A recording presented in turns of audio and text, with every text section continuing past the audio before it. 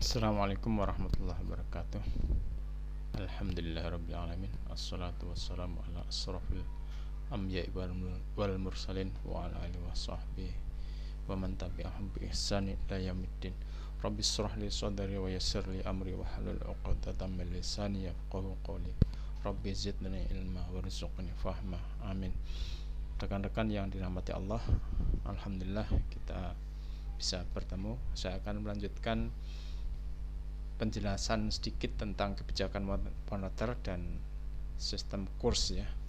Jadi kita akan bahas apa itu kebijakan moneter dan apa itu kurs, apa itu arus permodalan, dan bagaimana kebijakan moneter itu dilaksanakan di berbagai negara. Oke.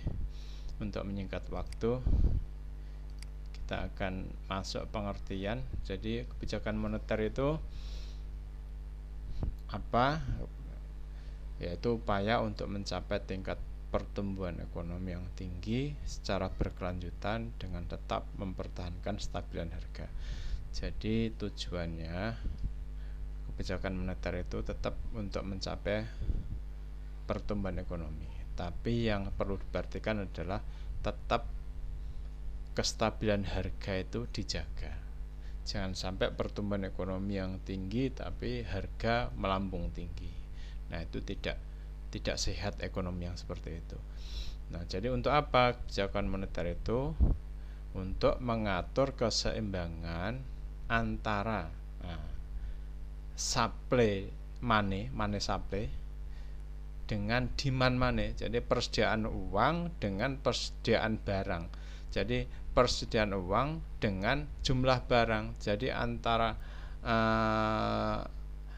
demand of money dan demand of goods and services, maka ini harus seimbang. Karena kalau barang itu tersedia banyak tapi uang tidak tersedia dengan mengikuti jumlah barang, maka akan terjadi kenaikan harga. Demikian juga sebaliknya, jumlah uang tersedia banyak tetapi jumlah barang sedikit, maka nilai uang juga akan mengalami penurunan.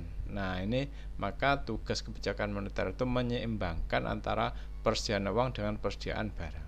Untuk apa? Agar inflasi dapat terkendali. Terus tercapai full employment. Jadi kesempatan kerja penuh itu sering disebut dengan full employment, dan kelancaran dalam distribusi barang. Gitu. Inilah tugas kebijakan moneter. Kebijakan moneter sekarang itu untuk ekonomi modern seperti saat ini itu sangat penting, lebih penting dan sering kali dilakukan itu melebihi dari kebijakan fiskal. Jadi karena kebijakan moneter itu instrumennya sederhana ini. Apa? Suku bunga, giro wajib minimum, intervensi di pasar valuta asing. Jadi kurs diintervensi. Terus apa lagi? Sebagai tempat terakhir dari bank. Ini the last of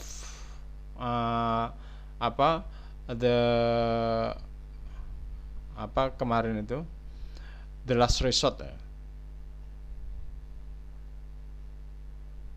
Jadi sebagai tempat terakhir bank umum itu meminjam uang dalam menyediakan likuiditas. Inilah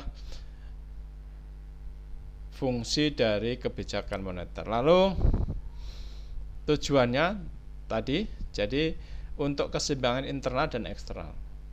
Internal untuk apa? Untuk pertumbuhan ekonomi.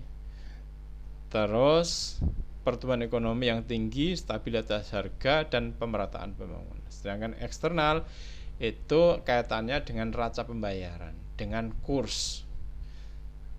Untuk apa? Ekonomi makro, agar harga stabil, stabilitas ekonomi terjaga, yang diukur dengan apa?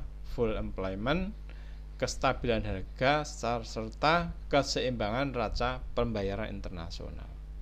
Nah, ini tujuan ekonomi moneter, kebijakan moneter. Terus jenisnya, nah ini jenis, ingat ya, jadi kebijakan moneter itu bisa ekspansif tapi bisa kontraktif. ekspansifnya dengan cara apa? Menambah jumlah uang yang beredar. Gimana caranya? Gampang. Turunkan aja suku bunga kan gitu. Jadi kalau misalnya di Indonesia BI menurunkan suku bunga, maka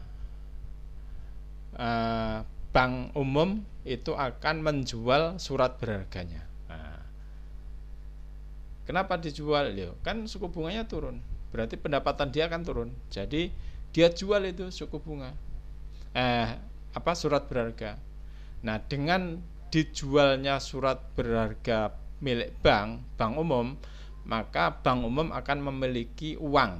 Nah, karena bank umum itu memiliki uang, maka jumlah uang beredar pasti tinggi, sehingga bank umum itu memberikan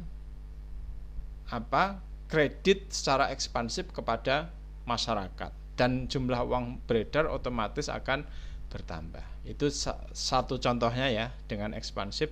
Demikian juga sebaliknya, bisa dengan kontraktif, atau sering disebut tight money policy atau monetary contractive policy. Dengan cara apa? Dengan cara mengurangi jumlah uang yang beredar. Caranya gimana? Gampang. Suku bunganya dinaikkan. Nah, gitu. Maka kita mengenal ada 7 days BI repo reserve itu. Jadi ada suku bunga acuan BI yang 7 hari, per 7 hari diganti. Itu untuk apa? Ya untuk mengatur jumlah uang yang beredar ini. Nah, ini kebijakan dilakukan pada saat ekonomi mengalami inflasi, atau disebut dengan tight money policy. Inilah jenis kebijakan moneter. Lalu instrumennya apa? Dengan cara operasi pasar terbuka atau open market operation. Caranya gimana operasi pasar terbuka? Ya seperti bulog di pasar. Ngerti ya? Kalau bulog itu harga beras misalnya naik, itu biasanya bulog itu langsung jualan di pasar-pasar. Nah, misalnya harga beras itu 15.000. Nah, bulog itu nanti jual aja 10.000 gitu. Maka orang akan berbondong-bondong beli beras di bulog, sehingga orang yang punya stok beras di pasar itu akan menurunkan harga. Demikian juga dengan operasi pasar terbuka di BI, di kebijakan moneter. BI juga bisa melepas rupiah atau melepas dolar gitu. Sehingga ketika BI melepas dolar, bank akan merespon, akan membeli. Demikian juga sebaliknya bisa juga dengan BI membeli dolarnya bank itu, atau bank melepas dolar kepada BI. Nah, ini namanya operasi pasar terbuka. Bisa berbentuk rupiah, bisa berbentuk valuta asing. Demikian juga bisa instrumennya fasilitas diskonto, dengan tadi, dengan naik dan turunkan suku bunga tadi, atau dengan cara reserve requirement ratio, menaikkan atau menurunkan giro cadangan minimum bank umum. Misalnya begini, sekarang itu giro cadangan minimum bank itu misalnya 3% dari dana pihak ketiga. Nah, kalau BI ingin mengurangi jumlah uang yang beredar, maka BI mewajibkan menambah RR ini, reserve requirement itu.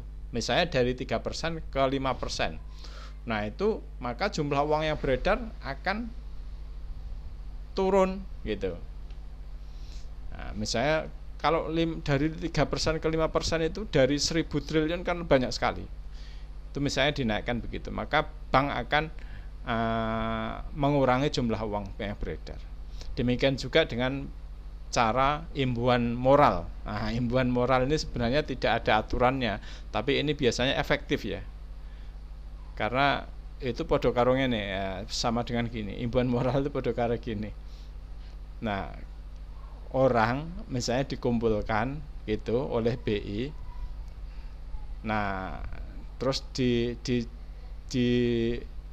diimbau begini, oke lah, kita sekarang ini sama-sama ngerti bahwa ekonomi sedang begini, Anda harus berbuat gini gitu. Itu podo karo dipaksa Pak. Ya iya gitu. Nah, itu namanya imbuhan moral itu. Enggak ada aturannya tapi efektif. Mungkin itu yang bisa saya sampaikan.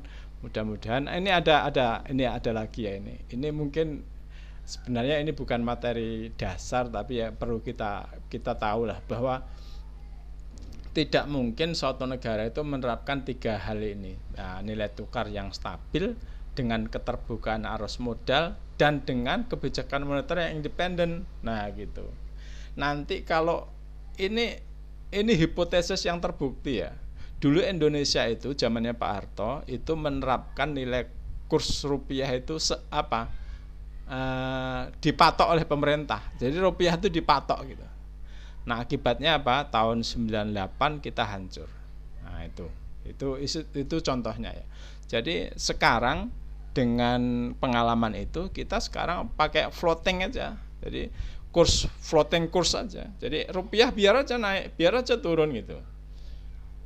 Nah, itu caranya.